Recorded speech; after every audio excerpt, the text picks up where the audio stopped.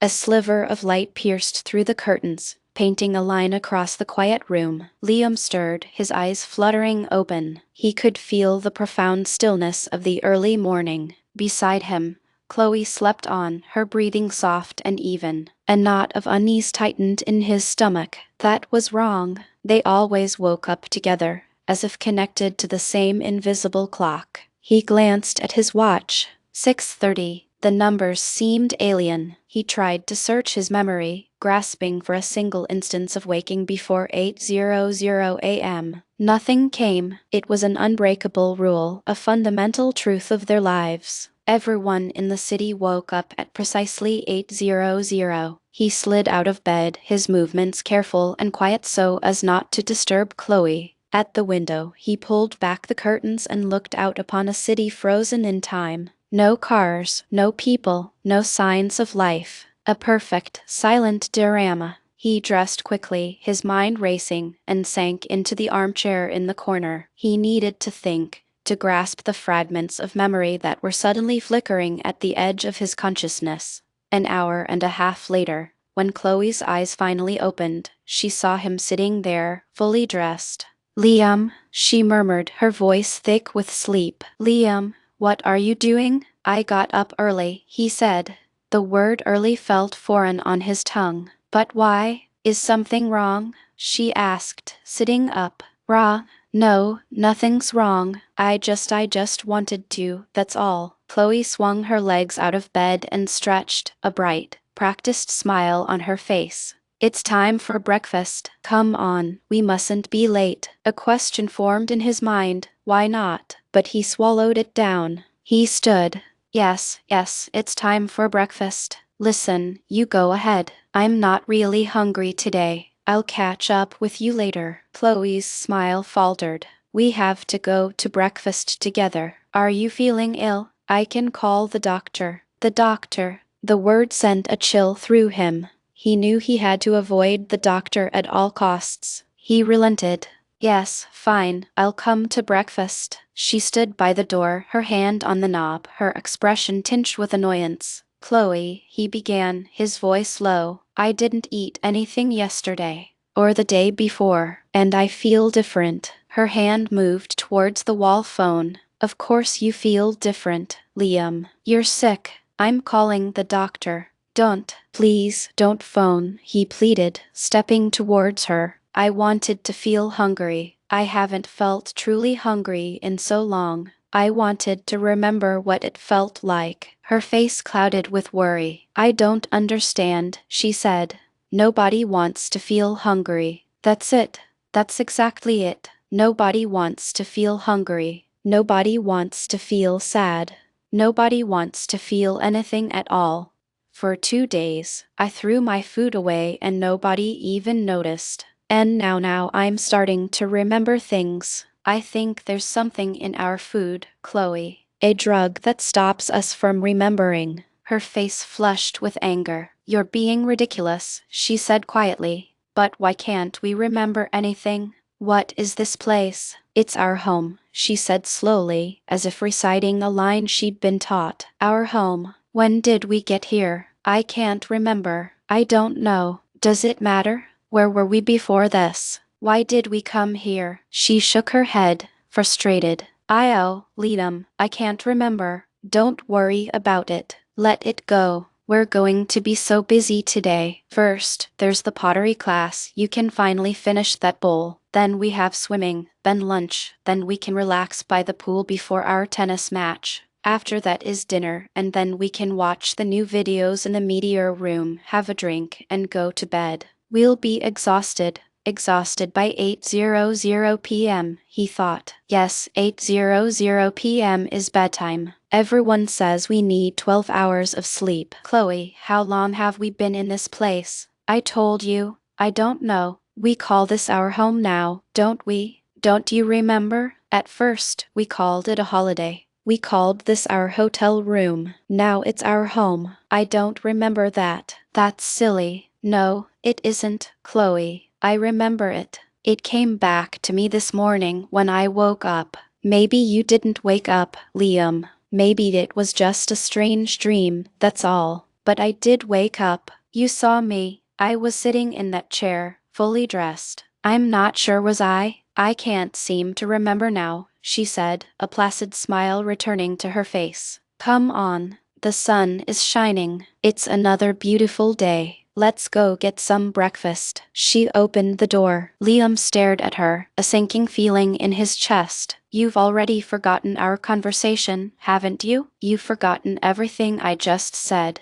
Liam followed her into the long, sterile corridor. Rows of identical doors stretched out on either side. They walked to the lift, and Chloe pushed the button. The doors slid open silently. Morning, Chloe. Morning, Liam. A cheerful voice boomed. Russell, the sports organizer, was already inside, his smile wide and white. I hope you two are ready for the big tennis match today. We're up against level 14 this afternoon. They've got some strong players. Chloe laughed, a light, carefree sound. Level 5, she sang, her voice echoing slightly in the small space. Level 5 is really alive. It was their team song. The lift descended to the restaurant level. They joined the queue of people waiting for breakfast. Liam's eyes scanned the room. Everyone wore shorts and t-shirts, the men and the women alike. He looked down at his own shirt. It was light blue, the color for level 5.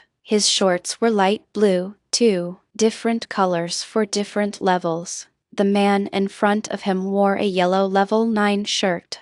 Oh, good, said Chloe. Cornflakes. I just love cornflakes. So do I, Russell added with a grin. Liam managed a weak smile. Every single day, breakfast was cornflakes with thin, watery milk. Every day, Chloe and Russell acted as if it were a gourmet treat. They seemed just as pleased with lunch, which was always soup and bread, and dinner, usually soup and some rice. Sometimes there was a tiny portion of meat or fish, but not often. Yet, no one was ever hungry. Liam picked up a tray, a bowl of cornflakes, and a small glass of a murky vitamin drink. He followed Chloe and Russell toward the tables. The restaurant had enormous windows overlooking a vast, sparkling swimming pool. The families with children lived on the other side of the pool. On this side, there were only adults. And none of us ever have children, he thought suddenly. And the youngest kids on the other side are about 10 or 11. He could faintly remember a time when there were babies. So, no children are born here. He paused, setting his tray down on an empty table. Thinking was hard, like trying to run through mud. So maybe that's how long we've been here. 10 or 11 years. A small surge of triumph went through him.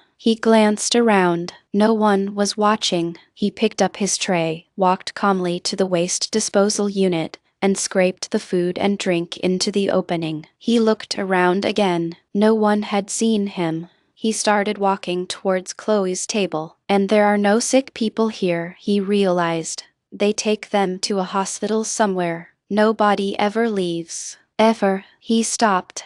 That wasn't true. There was Jack. Jack went to the hospital. When was that? He changed course and walked over to Jack's table. Jack, good morning. Morning, Liam. Lovely day, isn't it? How's your leg, Jack? Is it all better? Jack looked at him, surprised. My leg? There's nothing wrong with my leg.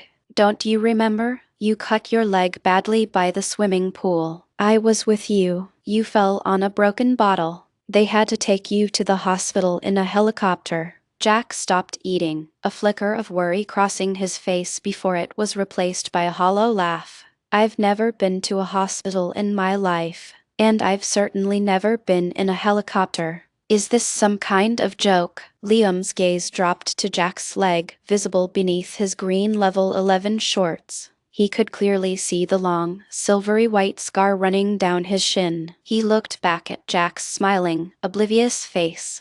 Liam, are you all right? It was Russell, standing right behind him. I was just talking to Jack about his leg, he explained. He cut it when we were by the pool. Look, there's the scar. You remember, Russell. You helped me carry him to the helicopter. Russell's friendly smile vanished. Liam, can you come to my office after breakfast? I need to have a word with you. Liam studied Russell's face. He was the sports organizer, an authority figure. All the organizers lived on level 20, the highest floor. No, I can't come to your office, Russell. I'm busy. Russell looked taken aback. Busy? What do you mean? Liam turned and walked swiftly out of the restaurant toward the lifts. He pushed the button, and a door opened instantly. He stepped inside just as he saw Russell hurrying down the corridor after him. Liam jabbed a button, and the doors slid shut. He looked at the panel. 20 levels. He pressed number 20. Sunny Vista City was built into the sides of a deep, narrow valley. The pools and sports fields were at the bottom. At each end of the valley stood the tall towers for the organizers. Helicopters flew in daily, always landing on the roof of level 20. The lift stopped. Liam stepped out into a silent, empty corridor. The rooms here were larger, the doors spaced further apart. Then he heard a bell. The doors of the adjacent lift were opening. He stepped back into the shadows. Russell emerged. Liam, said Russell, what are you doing up here? This is level 20. You shouldn't be here. Why not? Liam shot back. And why are you following me? I must speak with you, Russell insisted. It's important. Liam saw Russell's eyes dart to a small red button on the wall next to the lift. Russell began to move towards it. Liam quickly stepped between him and the button. Okay, said Liam. Where do we talk? Russell looked relieved but still anxious. We can go to my office. We can talk privately there. Liam considered his options. Russell was bigger and stronger. He thought about their tennis matches. In Sunny Vista City, nobody ever really tried to win. It wasn't the point. But yesterday, playing against Russell, Liam had tried. He had wanted to win. The memory of Russell's surprise was still fresh. Liam smiled. Come on, let's go to your office. I can't be late for my pottery class. I'm making a soup bowl, you know. You've seen it. Russell's professional smile returned. No, I haven't. You can show me later. Liam stepped back into the lift, and Russell followed. Russell turned to the panel. Level 1, he said to himself, reaching for the button. As his hand moved, Liam struck him once, a hard, precise blow to the back of the neck. Russell crumpled to the floor. I knocked him out, Liam thought, stunned. I hit him once and knocked him out. Where did I learn how to do that? There were no fights in Sunny Vista City. Nobody ever got angry. He looked at the panel and pressed the button for level 10. He knew it would be empty at this time of day. When the doors opened, he stepped out quickly before they closed again. He ran down the corridor to a stairwell at the end. He took the stairs 2 at a time until he reached a door at the top. He pushed. It was unlocked. He stepped through and found himself on the vast, flat roof. A large helicopter stood in the center. Liam stared at it. A Westing Type 23, his mind supplied instantly. 20 seats, twin engines, top speed of 300 kilometers an hour. How did he know that? The memories came in a rush. He used to work at a helicopter factory. He built Westing helicopters. He used to have a job. When was that? Where? Why did he come to Sunny Vista City? He walked to the edge of the roof and looked over. Then he walked to the other side and looked over that edge. He shook his head in disbelief. There was another valley, identical to this one, filled with the same white buildings. Another Sunny Vista City. He saw a door on the far side of the roof with a sign on it, Sortie. He thought for a moment. Sortie. It was French. It meant exit. When did he learn French? He turned and ran to the helicopter. The cargo door was open. Inside were stacks of empty boxes. Liam climbed in and hid behind them. He read the writing on the boxes. One said Sunny Vista City, another Club Solal, a third Paraiso del Sol, English, French, Spanish. He saw others, German, Italian, Portuguese. He waited for 10 minutes until he heard voices. The cargo door slammed shut. 2 men climbed into the cockpit. Well, that's it, one said. We've delivered everything to the English and French sections. Yes, we can do the German and Italian sections this afternoon, the other replied. The engines roared to life, drowning out their voices. The helicopter lifted off, climbing slowly into the sky. Liam crept to a window and looked down. He saw valley after valley, each a perfect replica of the last, stretching out as far as the eye could see. They flew for half an hour until the manicured valleys gave way to real fields, trees, and farms. In the distance he could see a town, with factories and plumes of smoke rising into the air. The helicopter began its descent. Liam scrambled back behind the boxes. After it landed, the cargo door opened and men began to move the boxes. Liam stood up. "Hello," he said. "Where are we?" The workers stared at him, then at each other, saying nothing. Another man climbed into the helicopter. "It's all right," he told the workers. "It's just another one from the valleys." He turned to Liam. "Why have you come here?" "I don't know. I started to remember things. I wanted to remember more," Liam said. "You've come from Sunny Vista City, haven't you?" the man asked. "Yes. I see. I think you should come with me." Liam followed the man out of the helicopter. "My name's Travis," he said. "Come on. We'll go to my office." They were at a small airport. Liam saw 9 or 10 Westing 23 helicopters, 2 large planes, and a fleet of trucks being loaded with boxes. Travis led him to a small, cluttered office inside a prefabricated building. In Sunny Vista City, nothing was ever out of place. Here, everything was. "Sit down," said Travis. "Would you like a drink? Tea or coffee?" "No, thank you," Liam said wearily. Travis chuckled. "Don't worry, there's nothing in it. I'm sure you're hungry and thirsty." "Very," Liam admitted. "How did you know?" "They always are. It's why they come here. Look, Sunny Vista City isn't a prison. The pilots knew you were on board because of the extra weight. Why didn't they take me back? Like I said, it's not a prison. You got into the helicopter because you wanted to leave. We don't stop you." There was a man, an organizer named Russell. "He tried to stop me. I knocked him out." "He's okay. You didn't hurt him badly. I spoke to him on the phone a few minutes ago." "What is Sunny Vista City?" Liam asked, his voice raw. "What is it really? How much can you remember?" Travis asked. "More and more. Not everything yet." "You used to work in a helicopter factory in England, didn't you?" "The Westing factory." "Yes," Liam said, surprised. "This isn't England, is it?" "No, it isn't. I lost my job," Liam recalled. "The factory closed. I was unemployed for a long time. Then I saw an advertisement on television for a very cheap 30-day holiday for the unemployed. We flew here. I don't remember much after that. I haven't seen or even thought about money for years." Travis nodded. "Sunny Vista City is one of our oldest locations. It opened 10 years ago. You haven't needed money for 10 years. But what is this all about?" Travis leaned back. 10 years ago, the world was in chaos. There were millions of unemployed people everywhere. Automation and computers had taken most of the jobs. There were riots, revolutions, hunger. The world's governments held a secret meeting. They built Sunny Vista City and hundreds of places just like it. They sent the unemployed on permanent holidays. They put a powerful memory-suppressing drug in the food. There's no hunger, no crime, no new children, and there is no memory. Everyone lives only for today. "That's horrible," Liam whispered. "Is it?